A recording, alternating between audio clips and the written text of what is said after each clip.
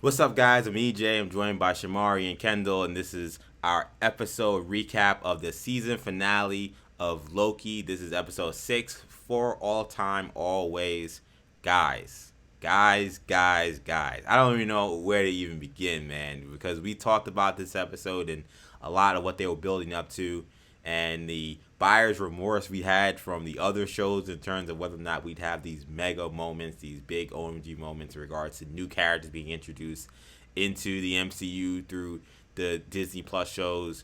You know, maybe Falcon and Winter Soldier, maybe not as much, but certainly with WandaVision, we had a lot of big expectations that didn't come through. I think it's safe to say, boys, this episode delivered, and we got a lot to talk about. Yeah, a lot to talk about. I'm sure Kendall will be doing a lot of victory laps. Kendall's been saying since episode 1, we're going to get Kang. Kang is coming. Stay tuned. Buckle up. And I wasn't ready. I wasn't buckled. And Kang came. Did you fly out? Did you fly out the roller coaster, Sham? You didn't keep all your arms in the car. Yeah, no, I lost all my belongings because I wasn't buckled up. Yeah, I mean, this was quite an episode. Quite an experience. I was telling Kendall it was like the boy who cried wolf with Marvel. I mean, we thought first WandaVision, we thought we were gonna get all this crazy stuff with Quicksilver and this and that, and then no, and then Falcon and Winter Soldier, I thought we were getting Old Cap and all this other power broker. Who the power broker was, yeah. It's was like, it oh Dr. my god, Doom? yeah, and it's like, oh, nothing. And then with this show, I was like, all right, now we're definitely not getting it. Then boom, Kang. We get a whole last episode. This episode should have been titled Kang. It was a Kang episode. So, it's still surreal to even hear that. You're right. It's just surreal to be like we had an episode dedicated almost solely to Kang the Conqueror. Or we will have a discussion of if this was indeed Kang the Conqueror as we know him. Kendall, I'm sure you're really excited about what we got to see today. Yeah. I mean, it was definitely an interesting experience when you have something that you didn't know if it was gonna happen. As you guys have noticed, I think my confidence in the Kang the Conqueror theory waned a little bit going into this episode. Yeah. I moved it from 99% to 90. I was like, I think we're at 90% that Kang's coming because there is a possibility that that they're gonna disappoint us like they always do. But as the beginning of the episode was going, Shamari paused it at different moments to be like, like when Miss Minute shows up and they say he, I'm like, Shamari's like, is this Kang? I was like, Kendall, where you at now? I'm feeling better. And then when the Renslayer thing happened and Miss Minute goes to Renslayer and says he wants you to know this, that's when I was like, oh yeah. Kendall knew for sure. At that point, I'm like, it's Kang. Yeah, even I was like getting to 50%. I was like, look, I mean, if this ain't Kang, I mean, why are they making it look like it's gonna be Kang? Yeah, like this has to be. And my confidence, it's funny because my confidence was always, I was very confident that we'd get a reference. I was very confident we get a post-credit scene at the very least. I'm thinking, like, we'll get a reference to Jonathan Major's character. We may get a glimpse. We may get him on our screen. Yeah. I don't think I ever guessed in most of the episodes that we would get an entire episode and that he would be the main villain. How could anybody come up with that? You know what I'm saying? Yeah. Like it's like no one could have. It seemed far-fetched. Yeah. No one could have foresaw that you'd see Kang the Conqueror himself in this episode, but that's what we had, and this is our season finale, so I feel like this will probably be a more free-flowing episode in terms of kind of just wrapping the season than just our typical kind of like going through each story beat, although I'm sure we'll get to many of them. So because it's so massive, I think we just got to begin with the reveal of Kang the Conqueror in this episode. So they show up to what now we know is referred to as the Citadel at the end of time, and they're greeted by Miss Minutes, a horrifying kind of opening in terms of the introduction to Miss Minutes in this episode. It was funny. I even thought that the artwork they used to show how they drew her, even it was subtle, but it was very disturbing. Yeah. It's like whatever they did with her eyes or whatever. Like it was just like it just looked. It was like something that seemed very cute and cuddly. Just didn't. Even though her voice was the same, even though she was talking in kind of a similar manner, just everything about it just seemed way more creepy. And her just popping up out of nowhere the way they had her was definitely helped create that level of kind of like spookiness and disturbing around it. But she says, he's been waiting for you. He has an offer for you, and they go up to the door, the second door, see who's behind it, and lo and behold, Jonathan Majors is sitting right there. And guys, I as soon as I watched it, I'm telling you guys, I was like, holy blank. Like, I'm like, he's right. That's Kang. He's right there. And it's like 5 minutes into the episode. Like, that was the thing too, as you guys mentioned. It wasn't just, oh, like we see Kang, like we were hoping that, and there was some expectation, but I mean, early on, I got the impression that this was gonna be, he's gonna be very involved with the rest of this entire episode. And then I'll go to Shan first. What did you make of just this introduction to Kang, his backstory as he tells it, and what did you think of Majors' performance throughout this episode? Majors' performance was fantastic. I thought he did a great job. I thought his explanation and everything, his explanation of how everything happened, is very interesting. We're gonna have to see how that turns out, and how we get to the Kang that we know, because this Kang is dead. So, right. But it seems like another version of him is now the Kang that we all know and love. So love is a strong. So maybe only Ravonna loves him. I don't know about anybody else. Yeah, so this is going to be very interesting. I thought Jonathan Majors was great. The Kang that the guy that we got was very wonky, very crazy. But this is good, and he seemed very twisted, but in a very almost like a mad scientist, almost like God complex, a little bit like deity kind of thing going on. But it was, but I guess we'll see, based on whatever happens with the other Kang, why he was like that. So yeah, they're setting something very interesting up, and I'm expecting a lot from Majors going forward. It's pretty chilling to see him with all the abilities he had. Yeah, I mean, he comes in and he's just patting around, Sylvie as she's trying to kill him. And he's like, I know exactly what you're going to do to the very second that you do it. And I prepared for this very moment leading up to this. Now, Kendall, I think when we talk about Kang, that's why I said we call him Kang, but is he really Kang? In this episode, Miss Minutes introduces himself as He Who Remains. And during his conversation with them when they're sitting down, he says, I've been a conqueror, I've been, something else he said. A ruler. And now this is a different version. So essentially, he says that it was this version of that Nathaniel Richards character. We don't know if his name is Nathaniel Richards, but that's who he is in the comic books. He has essentially been in a war, or had been at a war, against the other Nathaniel Richards that have come about. And he got the upper hand by harnessing the energy of Alioth. And that is why he is the man, or who's now referred to as He Who Remains. He's essentially won that Kang war, for lack of a better term. But in doing so, he realized that in order to keep those other Kangs at bay, he would have to impose this TVA, or authority, essentially, to keep order and to maintain the timeline the way it is. If I am removed, chaos ensues, because the other versions of me are way more psychotic than even I am. What did you kind of make of that story he told?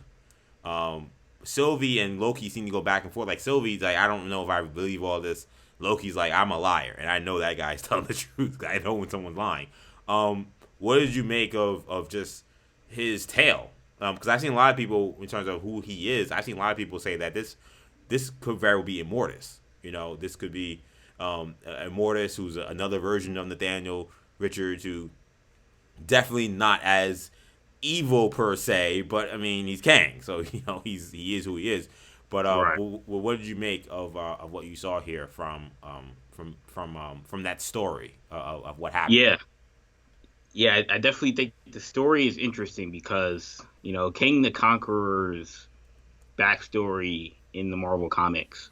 I wouldn't call myself an expert, but I've Mm-hmm. definitely done some research heading into this series, knowing that could possibly show up, and there are quite a bit of versions of King the Conqueror, Right. different stories that have been told, and I feel like it's not really clear which version of Kang this is because they kind of like the idea that he's a scientist from the future Yeah. leads you to the generic, Nathaniel Nathaniel Richards, Richards, right? descendant of Reed Richards, Victor Von Doom, and that's not that is part of this character. But then there's also he talks about how I've been around for ages, and Yeah. I'm super old. You can't tell, but I've been around for a long time, and that sounds a lot more like Immortus.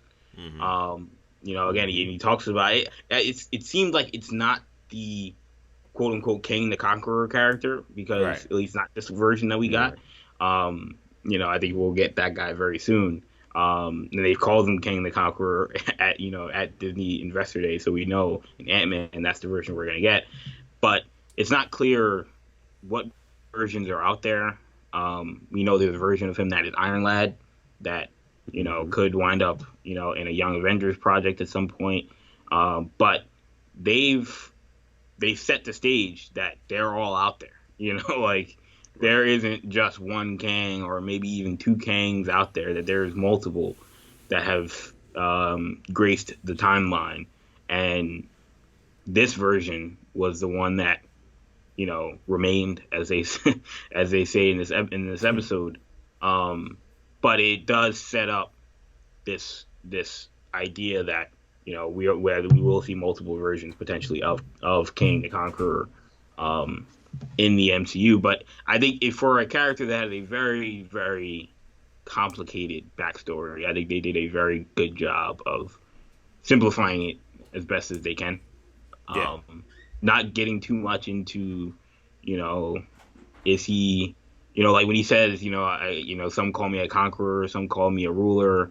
Like, he was also a pharaoh at one point, Rama Tut, Yeah. who was the ruler of Egypt. That's kind of, that I think that's what he's referencing when he says he's a ruler. But, are they really going to get into all of that?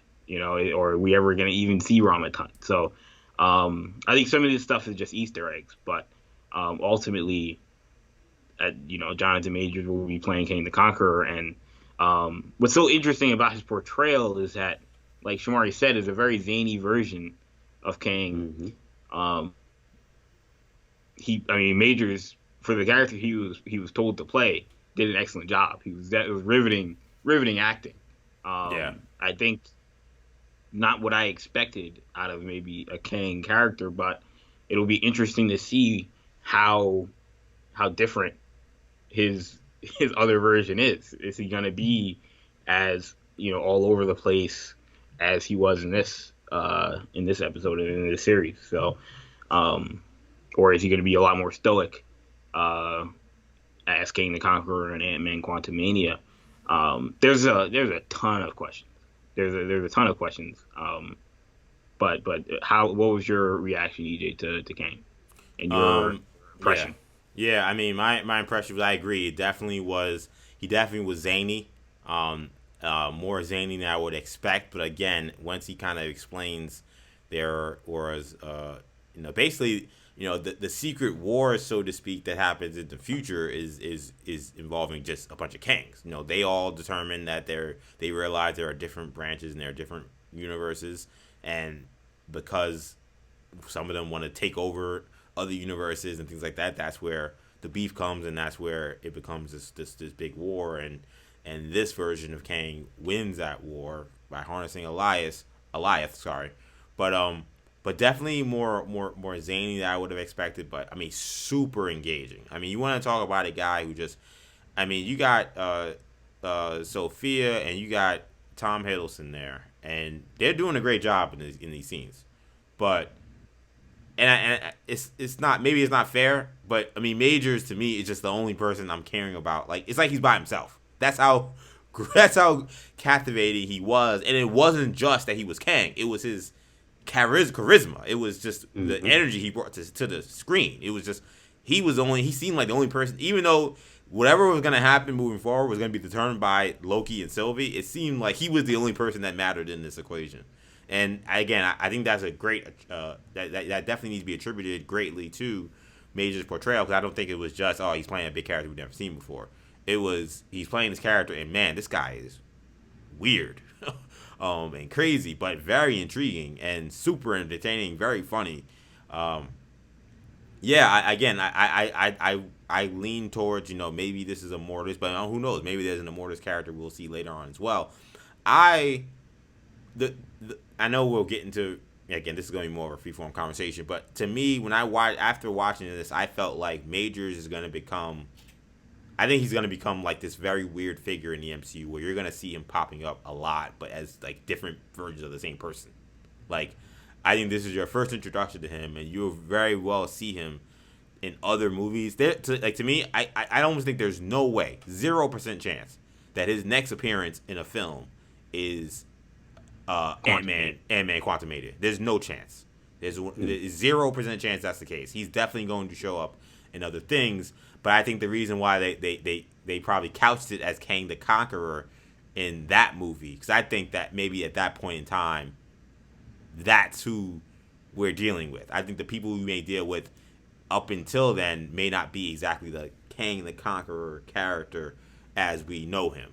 But I think they're gonna. I think they've set him up as the new Thanos, for lack of a better term. But I think it's gonna be.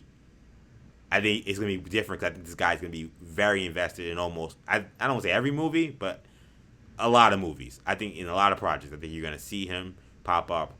I think he's gonna have a big role to play.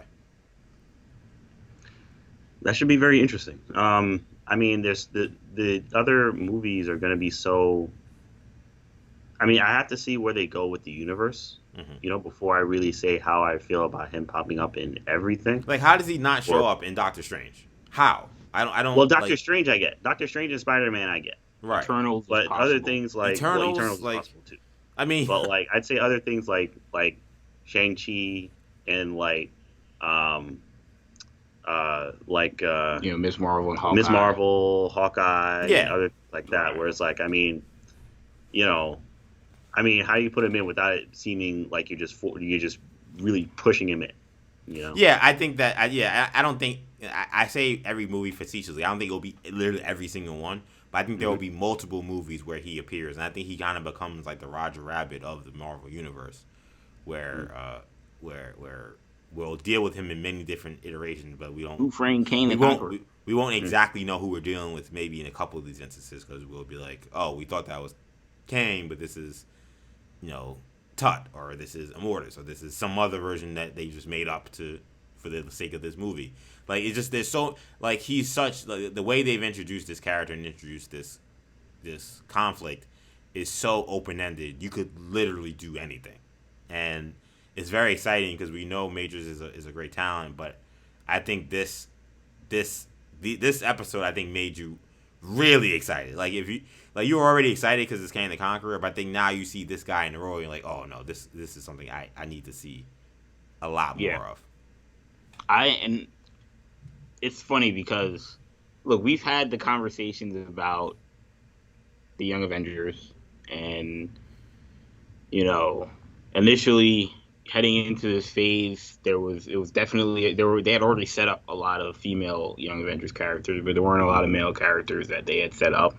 But as we're going forward now, post Loki, I think obviously we know that Billy and Tommy are possibilities, which I'll get to them because I feel like what happened at the end may also coincide with what we saw at the end of WandaVision with Wanda reading the book, and then all of a sudden, out of nowhere, they pop up.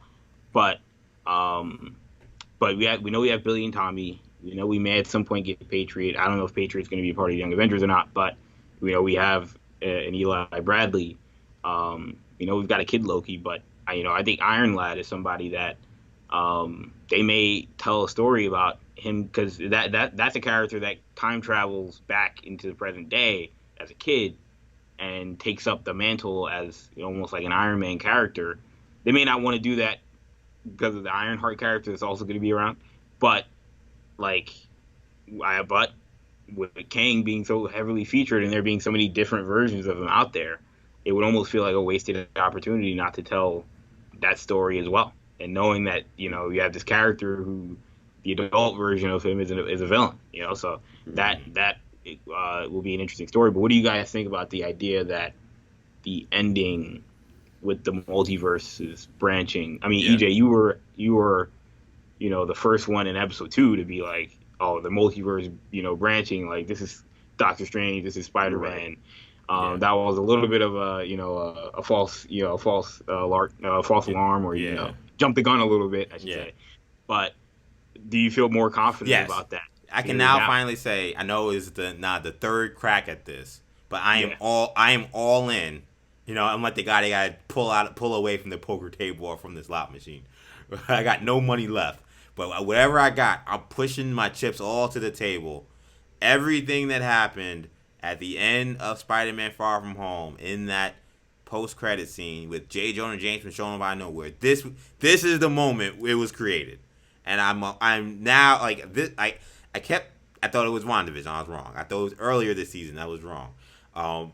I think 100% this is it. This is why we're gonna get a lot of the things that will make sense now moving forward. We see these weird things happening with Sony, and then we talk about that particular movie.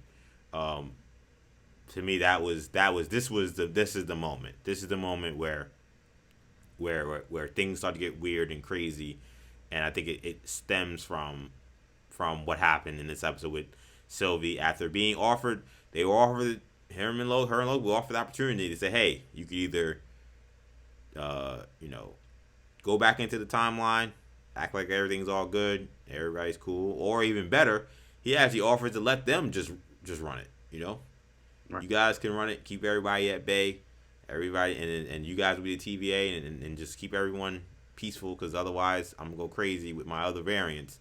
And he said, or you can kill me and risk what happens. And Loki, he's like, I think we need to at least think about what he's saying. And Sylvie just had no time for him. They end up having a very emotional departure where they do kiss, they embrace. But Sylvie, once again, kind of goes back to, it's funny. I talked about last week how it was the first and one of the few times she greatly kind of embraced that she was a Loki. Here she's like, he's like, he just like, I just want you to be happy. He's like, yeah, but I'm not you, and pushes him out back into the TVA, and goes out and kills this version of Kang, or the guy as we know as the He Who Remains figure, and thus we see the crazy timeline branches. They're out of control. I mean, with the little stuff we saw in in episode 2, I mean, that branch looked, these branches, I mean, it was like crazy. I was like, okay, this has to be the moment now, because there's no stopping this. They don't seem to be interested in stopping it. But what was interesting to me, Sham, was when Loki gets back to the TVA. One, it's kind of unclear what Mobius and Hunter, B-15 are dealing with, but they seem to kind of be dumbfounded. And then when Loki finally runs them down and says, hey, like, I've been to the end of time, like, this is all crazy, and they don't seem to know who he is. They think that he's another analyst. What did you make of that ending, and what do you think? Where do you think they're going with that? Did Sylvie take him back to a different timeline when she pushed him out of the window or out of the temp pad? Yeah, I don't know. It's really strange, very unclear. I think that also has something to do with Kang.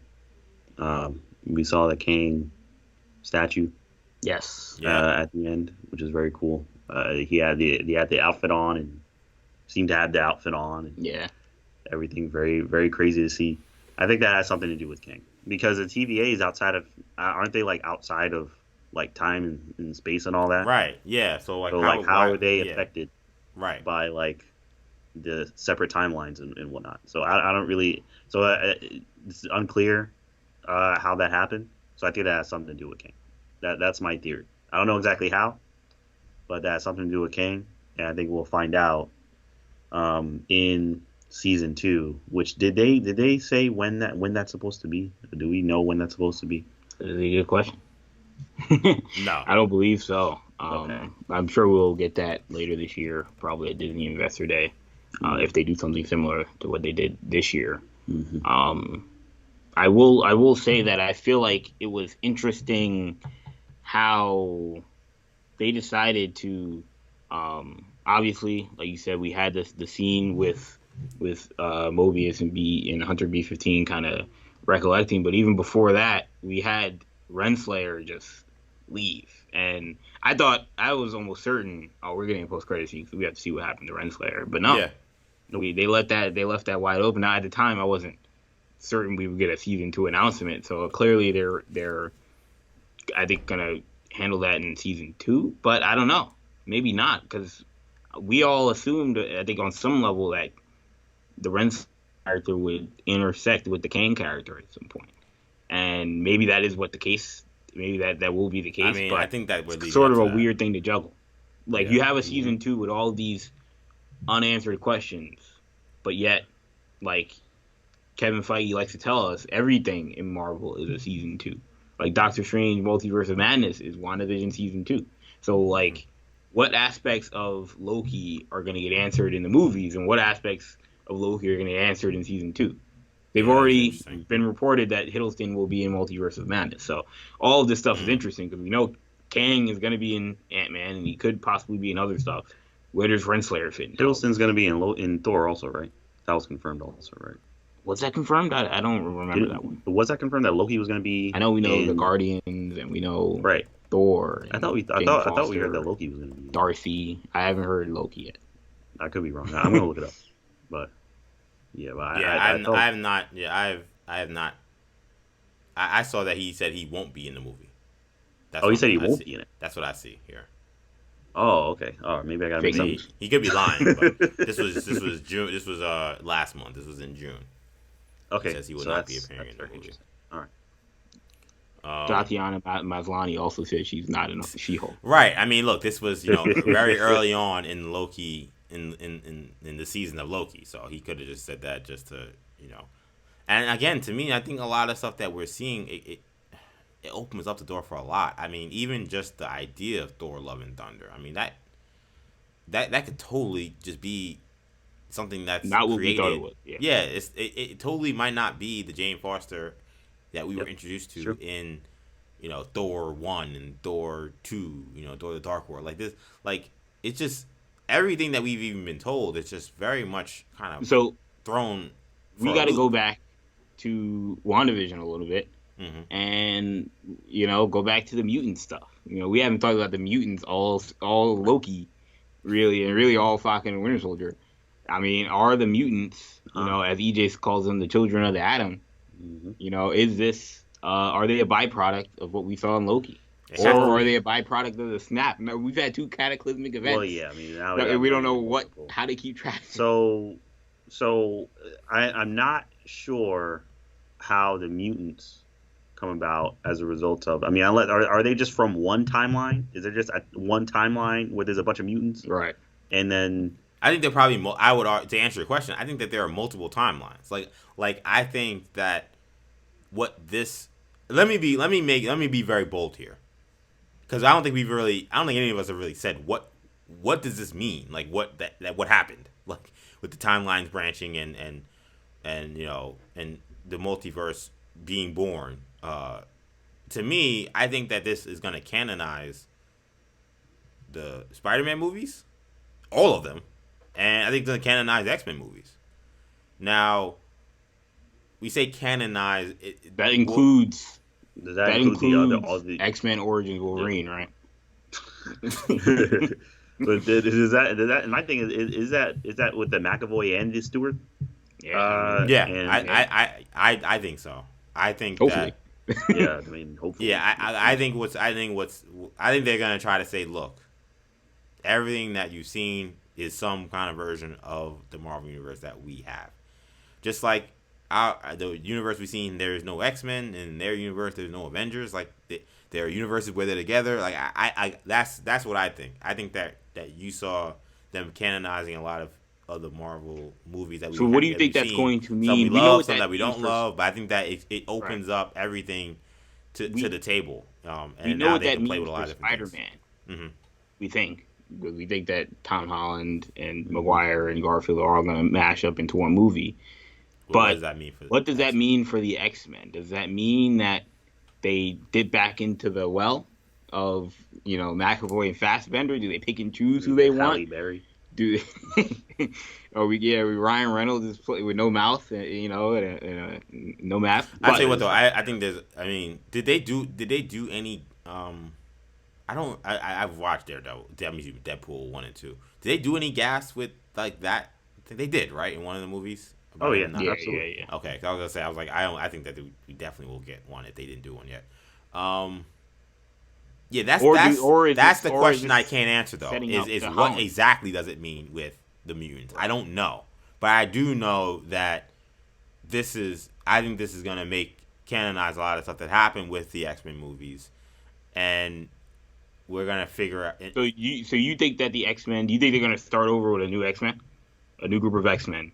I still lean towards yes, but again, we read still hard these. To say, I don't think that homeboy Jackman posting pictures with Feige. I don't think that's a coincidence. I don't think Patrick Stewart taking meetings with Feige. Like somebody, didn't McClellan take one too? Like at least I know the first two guys definitely did. Obviously, that's not a coincidence. Didn't Stewart say that he wasn't gonna be in the MCU? I feel like that's what he said. So did Tatiana Maslany. He said he met. Well, Stewart is. Kendall is just. And Tatiana is not the first, and definitely won't be the last to say she's not involved with something. But Kendall's always, he's still gonna always go back to the Tatiana Maslany saying that she's not She-Hulk. Kendall. This is. We talked about it on New Generation Hero Talk. This isn't leading up to some kind of This is way before anyone's even. We talked about it on New Generation Hero Talk. You can listen to it on Spotify, TuneIn, Stitcher, Apple Podcasts for weeks that she was going to be in She-Hulk. And then she said point blank, I am not in She-Hulk. That's a mistake. I wish I was. And then a couple weeks later, Feige announced it. So at this point, just to clear up that what people say publicly, may not be the truth. Or may not stay the truth. May not stay the truth. There you go. But I think when it comes to I think Doctor Strange really, if you ask me what I think it means in terms of canonizing those characters, I think there's a solid chance. I won't say good chance is I don't know if good chance means 10% or 15% or if it means 90, but I think there is a solid chance 30-40% that we get Marvel Legacy, as I like to call on Disney Plus, characters in Doctor Strange Multiverse. I think so too. Yeah, I think it's gonna be more than whatever's being told to us. Chris Evans, we think is going to be in Doctor Strange. Good chance I think he's playing Human Torch as well, which is going to be hilarious if he is. And it may just be him. It may not be the rest of the family. Yeah, because you don't need a lot. You don't need a lot. You only need for the reference to matter. Yeah. Yeah. No, I think that I think that that's certainly possible. I think it's crazy. And then the first thing, as soon as I watched this episode, the first thing I tweeted was Joe Budden gunshot. Joe Budden gunshot meme of him just being and I've been waiting because I have been waiting for this moment. But I feel like the second thing I tweeted was, today would be a great day to drop that Spider-Man No Way Home trailer, because we've asked the question over and over again, why hasn't it dropped? And I feel like today was our answer. I think that they didn't feel comfortable showing anything from that movie without seeing this happen today. Yeah. Now, there are going to be people who didn't watch Loki, going to see the trailer in a week or 2 weeks and be like, what the hell's going on? Yes. But at the very least, I think they felt they still had to do this. Otherwise, I think they felt like this may have spoiled Loki by not showing this. Yeah, I think that is going to be. I think that's probably accurate. this is gonna set up. I mean, with this show, with I think the other shows that we've seen. I mean, Disney, or Marvel specifically, is taking a risk with major things being happening in the streaming, like major, no pun intended, major things happening on Disney Plus, and that are going to have a significant effect on what happens in the movie. Yeah. So, and it's funny because I agree, Sham. Yeah, I Yeah. agree with that, Sham, because to me, I think we've talked about it with the first two shows where it's like they had big things happen, but were they required viewing? Yes, Right. where and it's like they were required viewing, but like if you really don't care that much about being totally on top of it, were they required viewing? And I think we all agreed that the answer was kind of no. Like, like you last time you saw Sam Wilson, he was given a shield. Next time you see him in a movie, he's Captain America. Okay, there was some stuff there was some stuff that happened before in between that, but at the end of the day, you didn't miss much. Okay, Wanda, you saw her come back. She was giving Thanos all the smoke. Lost Vision, yeah. She lost Vision. She comes back and she's a Scarlet Witch. I mean, there's some stuff that happened, but I think you could probably feel all right. Well, she's evolved. Like again, I'm not talking about us or the super hardcore fans or just people who just want to be super caught up on everything. I'm just talking about the layman's person. Like the way I am about Fast and Furious. Like I've seen like 4 of the 10 or 9, whatever they are. But I showed up to the last one because I was like, I'll show up. I want to watch it. Did I know every single reference? No, of course not. But it was fine. Like, could that version of me for Marvel like move forward now having not seen Loki? It'd be very hard. I feel like I feel like you'd be. I mean, in my opinion, because again, I think that they're setting up a lot of Doctor Strange is going to be the toughest one because if it's going to encompass or encapsulate Loki as well as WandaVision, and you're gonna be like, oh, what if Agatha Harkness shows up? We know Hiddleston's gonna be in it. We know, Billy and Tommy might be in it. We know that Wanda's gonna be in it. Like, it's just gonna be all over the place in terms of what is going on. So that's gonna be the one where it's gonna be kind of the test. If you're trying to go into Doctor Strange, I suggest you watch these prior two shows. You just gotta watch Loki. I mean, definitely, you probably gotta watch WandaVision too. Right. Because not watching Loki is just crazy. Yeah.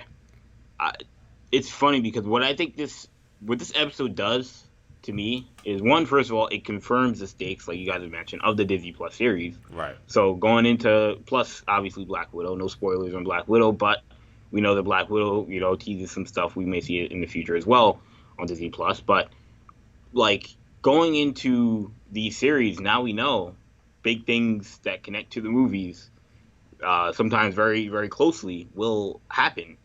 But what it also does is, I think it sets an expectation for what we had been talking about leading into this series for quite a bit, and on this show as well. Is when we talked about one of the reasons why I was confident that we could see Jonathan Majors was they cast him super early, right, for an Ant-Man movie that we knew wasn't coming out for a couple of years. Yeah, it was 3 years away from the date that they gave. Yeah, 3 years away from when they announced that he was, and when it was reported that he was going to be playing Kang in Ant-Man. So it seemed way too premature for me to believe that there was no chance that he could show up in any project prior to that. When I think about other characters that fit that bill as well, I think about Ironheart, Riri Williams, who we know Dominique Thorne is going to be portraying. We know she's going to be in Ironheart. We think she's going to be in Armor Wars, but what if she's in Black Panther? There were some rumors that Black Panther is going to be filming at MIT. What if there's a story where she's involved in that as a cameo character? I think about Namor. We know Tinoch Huertas.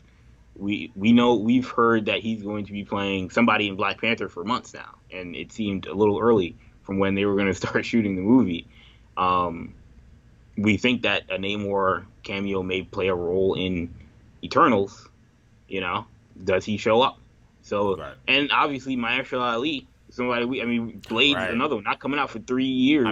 Yeah. that seemed like maybe a special case where they just wanted to get that out of the way. Hype people up. Yeah, just to hype people up for a movie that they know probably they're gonna have to drum up a little bit of hype for, but it's also very early. And Doctor Strange, again, multiverses, and it's gonna be a horror movie. I think I wouldn't count out Blade showing up in that movie as well. So I think there's plenty of characters that we could see in a similar light to how we saw Kang in this show. Well, didn't Feige like not want to make it less horror? Didn't what's his name, Derrickson, want it to be more horror? That's what they've said, but then we've had more recent comments. I forgot who said it this week, but someone said that they're trying to make it the scariest Marvel movie out there. So it almost seems as if there may have been a different shift from beyond the horror aspect. And I think told it's you the that. multiverse. Part. I feel like we talked about that. I told you guys. I felt like I think he told them, "Yo, like I'm putting Tobey Maguire in this movie," and Derrickson's like, "That doesn't make sense for anything I'm working on." And he's like, "Well, I think we may have to part ways." Like right. I think that some of that like horror stuff was used kind of as a front, so to speak, to speak to the creative differences where the creative differences were actually more in line with. This movie is like an Avengers level movie where I'm really going to be explaining a lot of the future of the Marvel Universe, and it's not necessarily just a straight sequel to your first movie. And I think Derrickson probably signed up for more of a straight sequel to his first movie. Right. And that's what's going to... Doctor Strange, not to get into a Doctor Strange conversation, but it's going to be so tough because they've got so many beats they've got to hit. We know there's going to be all these cameos probably, but also... I mean, we know they've talked about Shumagor as possibly being, or they haven't talked about it, but that's been reported. We know America Chavez is going to be in it. It's a character we've never even seen yet. We know Wong is going to be in it. We know Baron Mordo is going to be in it. We know the Dr. Christine Palmer character is going to be in it. And obviously Benedict Cumberbatch is his movie. And we're talking about all these other cameos, and Wanda's going to be in it, and Billy and Tommy and Loki. I mean, I think a lot of these characters are going to be cameos besides Wanda. Yeah. Like, I think Loki will be probably a 1 or 2 scene thing. But still, it's a lot of things they're going to have to juggle. Yeah. And we've been going back and forth with, who's a villain of that movie and whatever. I mean, it might not be like a central villain per se. Like, the villain might just be like Doctor Strange is trying to figure out what the hell is going on, which I feel like is definitely going to be a big part of that. Is anyone who's going to feel the impact of what's happening and try to actually do something about it is going to be him, and he's going to be on the front lines, and it's going to be ugly probably because as we see, chaos has ensued. What did you guys think? Going back to this episode, what did you guys make of the? I thought that how they did the Renslayer reveal to the rest of the TVA was kind of cool. I like that they went to, Ohio. Yeah. Like, I didn't know what was going. I'm like, why are they in Ohio? I was like, what is going to go on here? Yeah, I thought that was cool. I almost wish that it was more. Like, I almost wish that it was going to be something even crazier. Like, going back to the thing we talked about with, the EJ's theory about Mobius being somebody. Like, I was almost hoping like we would see Renslayer with somebody else. I mean, it makes more sense. Like, not everybody in the TVA is gonna be a superhero or a villain, but like, they didn't dive into any sort of backstory, which would have been cool. But the concept, conceptually, of how they did it was also really cool. Yeah, did you like how they did that? Oh yeah, I loved it. I thought it was fantastic. I mean, really everything about this episode. I don't think there's anything I didn't like about the episode. It was just all revelations about things, and those are the episodes. That's why we watch these series is to get answers, not to get more questions. And they gave us a lot of answers in this episode, and that was just a very well done, well written scene to show Renslayer's actual her actual life right before the TVA. So does it seem like she knows? It seemed It seemed kind of like she did know, or I don't know if she knew was a variant. I don't know if she knew about her past, but the way she was acting, it just seemed like she might have known more. Right. Like, I know she was told, but it seemed like maybe it's clicking now. Yeah. That I probably did have. Like, one of the things that was kind of that people had talked about was like she had like a pen on her desk, that was very very specific, and like it seems like that may have been almost like a from her desk as a teacher, Right. you know. Yes. And so that would suggest that she has some sort of recollection of her past that others don't. Again, I don't know. They're gonna have to dive into that. She also seemed like she was very in the dark about. Like, she also was very in the dark. Didn't know who was going on, what was going on. She thought the TVA people were like real people and not animatronics. Yeah. So. I mean, and that's why I said I feel like there's definitely something going on. I think that, like I said in the last episode, and I think today's episode leads me more towards this theory that I feel like, while it clearly Kang was keeping her in the dark, I definitely feel like he favored her and put her in positions and put her in place so that if this happened or when this happened, like she would be ready to move her into a new direction. Because one of the things that I thought was very important to note about this episode was Kang basically saying that like he saw all of this coming. So he in fact he says that he identified Loki and Sylvie as the people that would be best to move forward with the TVA, if indeed that was what they chose. So every move that he's made has been calculated. Every move that he's made up until this point, he's put forward. So putting Renslayer as the judge is 100% can't be an accident. Nothing he does is an accident.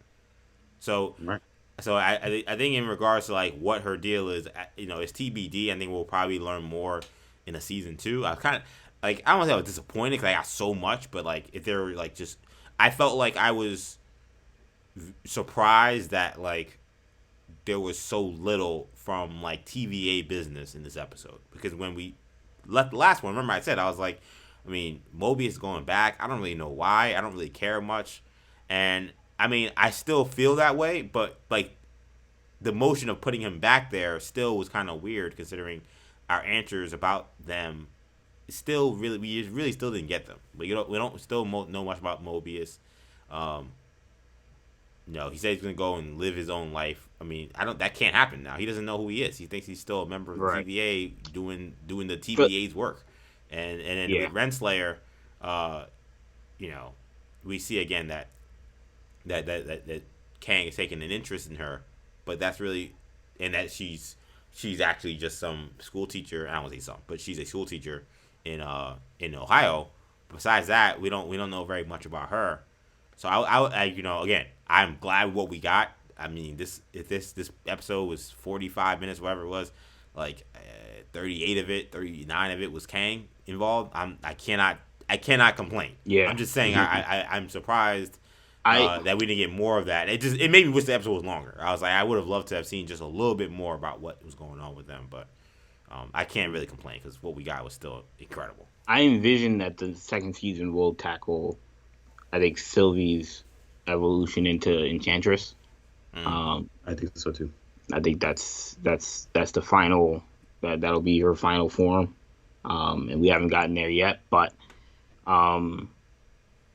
To me, I think that there's still. I mean, again, there's still some questions that they're gonna have to answer about the TVA, and how much of the TVA will be in season 2, or will some of that stuff be answered? I don't know.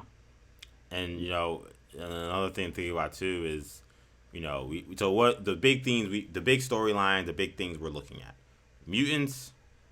Mutants, Fantastic Four stuff, and Secret Invasion Skrull stuff. I mean, what we have seen today somehow also impact what's dealing with the Skrulls and that situation. Right, absolutely. And that's what I only want to ask you guys. What do you guys think?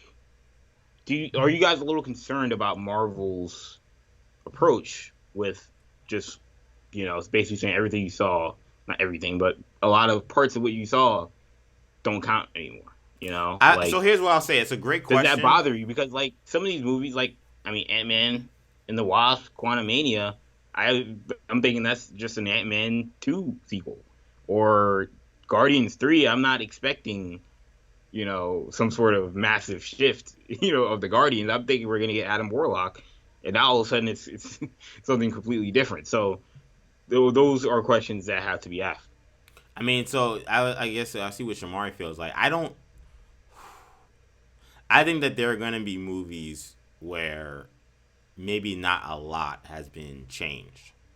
Because at the end of the day, this timeline that we're watching still exists. It's just now, it's the Sayer timeline, but there's now many branches that are different. So I think what you'll see, and I'm curious what Sham thinks, is I think you may see them say very off the top, or if they don't say anything, but you see in the movies very explicit and clear. Like there are some movies that are going to be within the timeline that we know and love, and I think there are going to be some movies that aren't. I think there's a good chance that like a Guardians 3 is just whatever is going to be in the middle of the timeline. Whatever James Gunn planned to do for 3 is what we get. I think there's a chance that, again, a movie like Thor Love and Thunder, I'm really starting to feel like maybe that's a movie that's a branch of something. Like I think that you may see variations, no pun intended, so we're talking about variants and stuff. I think you may see variations of the time of the Marvel timeline that we know, and some movies will be maybe more familiar, some movies will be less familiar, but it'll all stem from obviously what we saw today. But I don't know what you think about that, Sham. Yeah, I mean, I think even the movies that are on another timeline Mm-hmm. are either going to affect the main timeline in a significant way, or they are the events that happen are still going to be relevant to our timeline, so it might as well be Right. our timeline. I think Right, so. right. I agree They with that won't too. So they're not. We're not going to be watching movies where none of it matters. Right. That's not going to happen. Yeah, throw out Ant-Man 1 and 2. That never happened. Yeah, You like know, we may like see a branch timeline where the Avengers still had to go back in time and get everybody to beat Thanos. Like again, branches don't mean that everything is completely changed. Some branches it's very. I mean, obviously these branches are a lot because the whole point is that they've moved off to a point where it's far off the reservation. But I think again, a lot of the events that have happened, I think could possibly be the same. It's very similar, honestly, to how you see a lot of these comic book reboots. With a New 52 or stuff that Marvel has done in the past, or Rebirth, where they say, hey, this event happened still, so don't worry about that, or this event happened, but it's a little different, but it's not to the point where it's really makes much of a difference. I agree with Sham. I think that there's a good chance that will be the approach they take. Yep. Trying to think any thoughts? Did you guys think that that Kang was definitely gonna get killed in this episode? Like, did you think that? I mean, not going into it. No, I mean like once you saw the conundrum, happened, and it was Kang dying or them taking over the TVA or or him staying in Platts and they going back. They go into the timeline. It's funny because one of the things I wanted to say was that I thought that was that was probably the most interesting character moment of this episode, and character situation was, besides all the reveals and the King stuff, just getting into these characters, Loki and Sylvie, that we've seen over 5 or 6 episodes. I thought it was interesting how they juxtaposed, Loki, like EJ mentioning, being the guy who always lies, knowing this guy's probably telling the truth. We should think about this. I don't know if we should do this. And him not being able to be trusted by someone like Sylvie, who clearly has trust issues, given what she's had to go through. So she doesn't trust Loki's intentions. She doesn't trust what He Who Remains is even saying. And it creates this really weird sort of thing where I think the viewer knows, everyone knows that he's telling the truth. Yeah. So it makes the Sylvie betrayal, quote unquote, even more painful because that King the Conqueror is coming, and you probably knew this was going to happen because you knew that King the Conqueror was coming. But yeah, it was tough. It's tough to watch, but an interesting, again, character evolution that we'll see play out in season 2 as well. Mm-hmm. Yeah. I mean, definitely an interesting character evolution. I mean, seeing Loki's growth throughout the season was certainly a joy, and same thing with Sylvie. I think we'll see both of them. Continue to grow. I wonder how much of season 2 is gonna be Sylvie, personally. So I know that's one thing that I and wondering in particular with regards to because they could spend half the season, quite frankly, on Sylvie because she's a Loki. Also, Yeah. I mean, his title Loki doesn't necessarily mean it's Tom Hiddleston. Right. So, um, so yeah, that's definitely something to look out for. Um, but yeah, definitely a lot of good character moments this season, a lot of character growth this season, I, and look forward to seeing more of that. I tell you what, I could like one of the funniest things, like that moment, though that fight, that moment, like all the stuff leading up to her killing uh, Kang is so intense, but yet like Majors is acting in the background, him just like it's like that like ref that's watching the two guys box, and he's like, ooh, ooh. That's literally what he's doing in Yeah. his chair. He's like, Yeah. ooh, ooh, he's so beyond time at this point. Like he has no fear of death. He has no concern about living longer. Like it just like don't really matter. He's just interested in like this conundrum that he's created, and that this is the first. And then again, to think about it from his standpoint, like he says, like I this is the first time in a very long time I don't know what's going to happen here, and he acted like it. Like I thought again, that was Yeah. great acting, great directing on that part where you had to. He had like, what if somebody who's been in charge of time itself for millenniums, like who knew everything happened for the first time in millenniums, didn't know what was going to happen? How would that person act? And Majors Yeah. pulled it off. It was so good. Yeah, it's very Dr. Manhattan, in terms Yeah. of knowing everything and then Yeah, getting to a point of time where it's like, well, I don't know what happens next, Yeah, Shout out to but HBO. yeah, but But- this was way more fun and charismatic than like Yaya's portrayal, which was way more stoic. Right. The last question I wanted to ask Yeah. is going back to Ant-Man, like, what do we think his inclusion in Ant-Man or his connection to Ant-Man is going to be? Is it going to be something to do with Hank Pym? And I don't know. Is there a Fantastic Four connection with the Richards background? Is it just timing? Is it something to do with the quantum realm and them finding out about this more than anyone else could because they're dealing in the quantum realm? Yeah, I still feel like we didn't get a lot of answers when it came to like. I still feel like the TVA is. I still think there's a good chance they're headquartered in the quantum realm. Because we know they're not at the end of time. That's where Homeboy is. Gang. So okay, if they're not at the end of time, then where else could they be where nobody could detect them? And again, I surmise that it may still be the quantum realm. But I also think that I honestly can. I think, like I said earlier, I think it's a red herring. I think that like this notion, Kang the Conqueror shows up in this movie. I think that they just threw that out there. I think just to put him on a movie that seems super insignificant, though it won't be, but it seems like insignificant compared to the other ones, and it will throw everybody's scent off in regards to like expecting him to make any major impact on anything years before that. Like Loki, wasn't Loki supposed to come out? Oh, yes, it came out on time, but like to me, like I think that was more of a device just to trick the fans than it was really anything palpable. I think that he's gonna be in a lot. Like I said earlier, in my opinion, I think he's gonna be in a lot of these movies.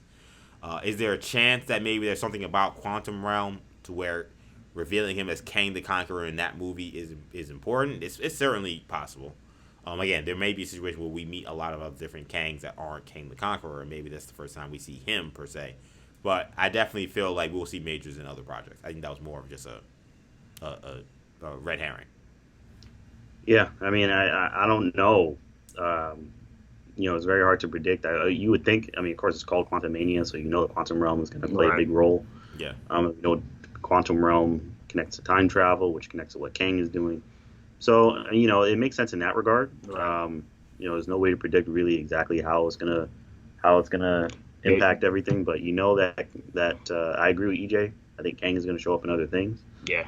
So it's a wait and see. There was also a long feeling that that Ant-Man 3 would tie into the Young Avengers somehow, and that Stature would be one of them. And is that the movie where we also get Iron Lad, and maybe we get that as also a reason why Kang is playing a role in that.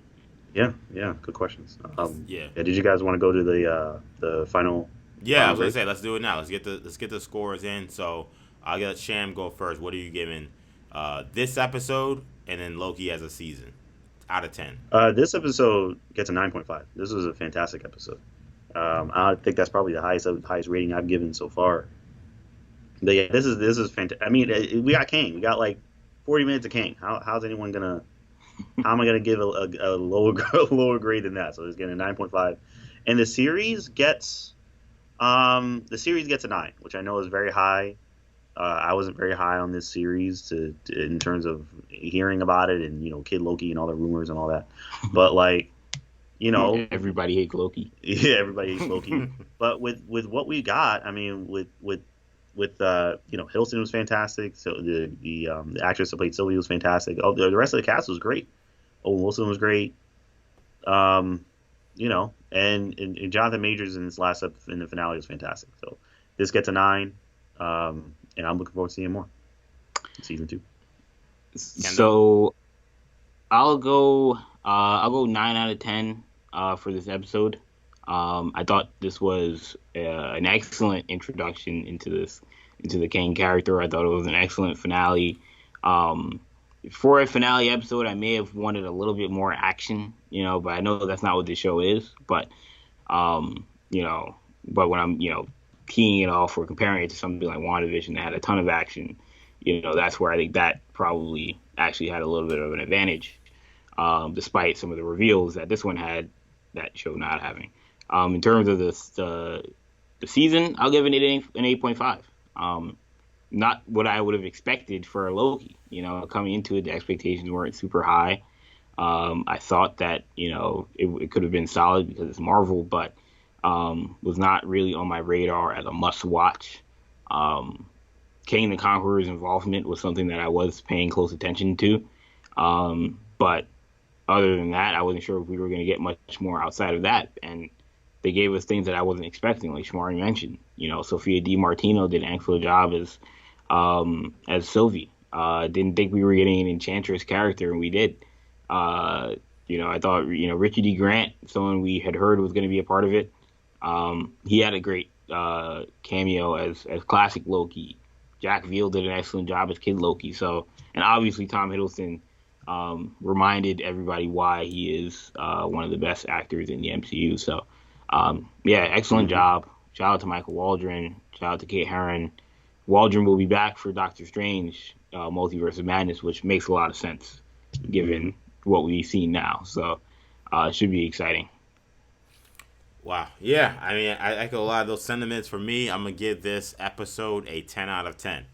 There's nothing more I really could have conceivably asked for if you told me I was getting Kang the Conqueror for 40 minutes. There's nothing more I could have really asked for from Kang the Conqueror himself in terms of the portrayal, the performance, the knowledge. That's where I would disagree with Kendall I agree with Kendall that there was not as much action, but this episode did not warrant that. I mean, this episode, I needed way more information. I could argue that maybe WandaVision actually was too worried about action and actually didn't give me enough information per se. Or at the very least, kind of just like the information didn't mean anything. Yeah, a lot of it didn't mean anything. So to me, like, this was a show that couldn't do that. Like, I needed to know what was going on and get answers to a lot of these questions. Again, maybe the TVA-related people I didn't get as many answers to, but this is season 2 of this show. Everything revolving Kang and the timeline and how this affects the multiverse, I pretty much got answered. And it was thoroughly entertaining. It was thoroughly well done, well thought out. So perfect 10 on the episode. Season, I'll give it a 9. And I know that's a little click above you guys. I think to me, I'm giving it a 9 because it's all about how you finish. We could talk about what every episode was, and some I gave a 7.5, and here I did an 8. But if you hit a grand slam, walk off home run, and at the end of the day, that's all that matters. It doesn't matter what you did in the 3rd inning or the 4th inning. It helps. Like you couldn't get to the 9th inning if you didn't do what you did there. But if you hit a grand slam to win the whole World Series, then it's over. And that's what happened. To me, this was a grand slam to win the World Series when it comes to a Disney Plus Marvel series. So I had to go higher than maybe an 8 or 8.5, which is where I would have landed had this been kind of a normal, good finale. This was well beyond that to me. So I'm giving it a 9 as an entire season, 10 for this episode. But guys, thank you so much. Thanks. Shout out to Sham. Shout out to Kendall for doing this episode recaps. I know you guys have been rocking with us for 6 weeks now for this show. So I want to thank the viewers and the listeners who have been checking us out. Of course, if you enjoy our content, make sure you continue to subscribe to the channel. New Generation Media. If you love these conversations about superhero talk when it comes to movies and television shows, make sure you check out our podcast, New Generation Podcast Network. Is where you'll find that. That's where you have Hero Talk. You can find that every week on Apple Podcasts, Spotify, SoundCloud, Stitcher, and TuneIn. And again, shout out to everybody on the show, of course. Hiddleston, DiMartino, Heron, and Waldron, Owen Wilson. Just a killer cast, killer crew. Everybody did their thing. So I want to shout out those guys as well. Thank you guys so much for checking out this edition of our episode recaps. I don't know when we'll be back, but hopefully we'll be back soon talking more stuff with heroes on this channel. For Kendall, for Shamari, I'm EJ. Take it easy, guys. Peace.